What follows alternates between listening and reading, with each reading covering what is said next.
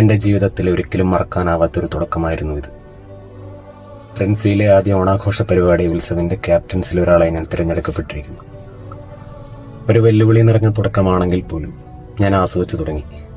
വെറും ഒരു ഓണാഘോഷം മാത്രമായിട്ട് ഇതിനെ മാറ്റാൻ എനിക്ക് താല്പര്യമില്ല. എനിക്ക് ശേഷം വരുന്ന ജൂനിയേഴ്സിന് ഒരു വികാരമായി ഇത് മാറണം. ഇതിനുവേണ്ടി റാലി എന്ന വർണ്ണശബളമായ മറ്റൊരു മത്സര ഇനവും കൂടെ ഇനി ഉത്സവന്റെ ഭാഗമായി മാറുകയാണ്.